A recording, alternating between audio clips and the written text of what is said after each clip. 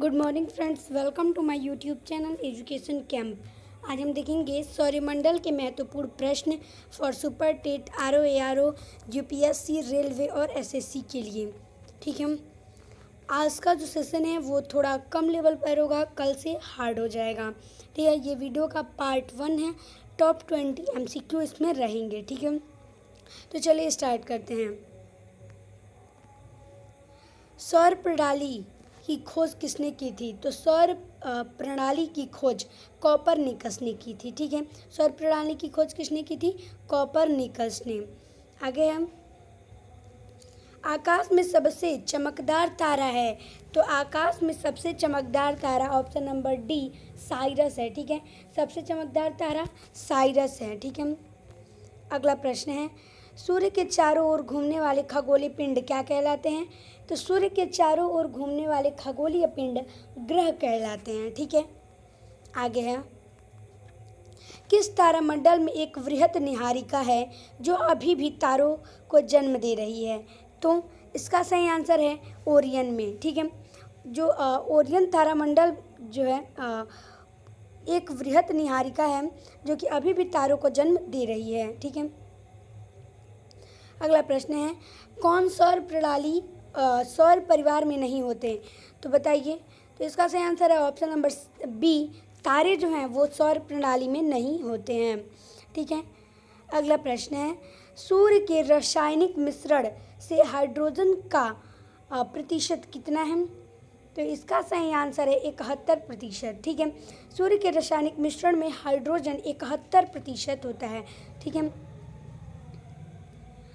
निम्नलिखित में से सौरमंडल का सबसे बड़ा ग्रह कौन सा है? तो सौरमंडल का सबसे बड़ा ग्रह है बृहस्पति। ठीक है, आगे है, सूर्य में नाभिकीय ईंधन है। तो सूर्य में नाभिकीय जो ईंधन है वो है हाइड्रोजन। ठीक है,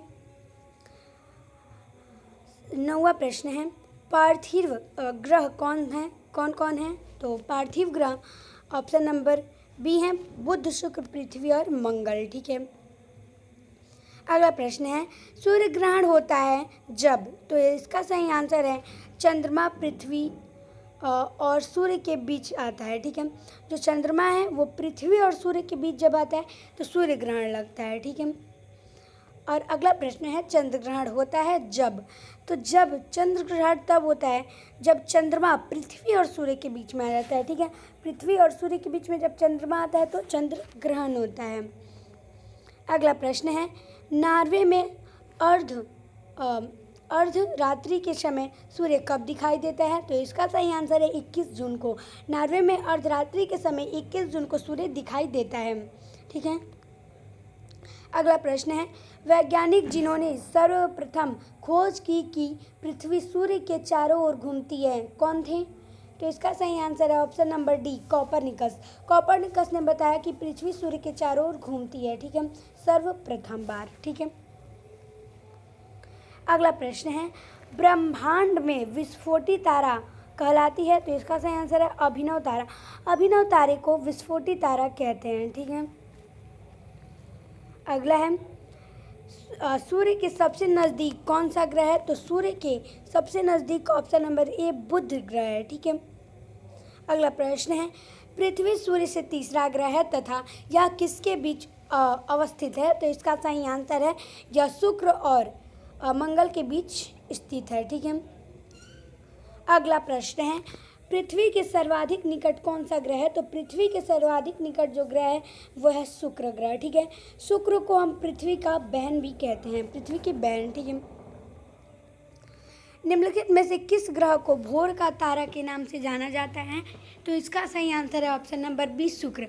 शुक्र को भोर के तारे के नाम से जाना जाता है। ठीक है, अगला प्रश्न है, निम्नलिखित ग्रहों में से कौन सौंदर्य का देवता कहा जाता है? तो इसका सही आंसर है शुक्र। शुक्र को हम सौंदर्य का देवता कहते हैं। ठीक है, अगला और अंतिम महत्वपूर्ण प्रश्न है, सबसे चमकीला ग्रह कौन सा है? तो इसका सही आंसर है शुक्र।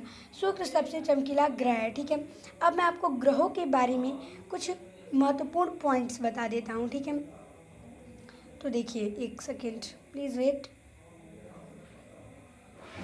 तो देखिए, सौरमंडल का जो केंद्र बिंदु है वो है सूर्य, ठीक है। जो ग्रह होते हैं उनकी संख्या है 8, ठीक है। बुध, शुक्र, पृथ्वी, मंगल, बृहस्पति, शनि, अरुण, वरुण, यानी मरकरी, वेनस, अर्थ, मार्स, जुपिटर, सैटर्न, यूरेनस और नेपच्यून, ठीक है। सौरमंडल में सबसे बड़ा उपग्रह जो है वो है गैनीमेड, ठीक है। गैनीमेड जो कि बृहस्पति का उपग्रह है। लाल ग्रह है मंगल, नीला ग्रह है पृथ्वी, सबसे भारी जो ग्रह है वो है बृहस्पति, सबसे ठंडा ग्रह है वरुण, सबसे चमकीला तारा है साइरस, सबसे चमकीला जो ग्रह है वो है शुक्र, सबसे गर्म ग्रह शुक्र।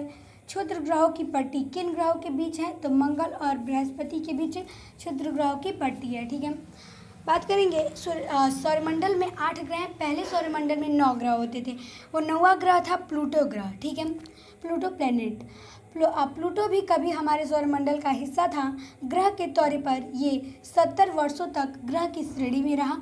24 अगस्त 2006 को 2500 खगोल विदों के कहने पर इसे ग्रह की श्रेणी से हटा दिया गया, क्योंकि यह अन्य ग्रहों की कक्षा में भी घुस जाता था और यह उपग्रहों से भी छोटा था, ठीक है।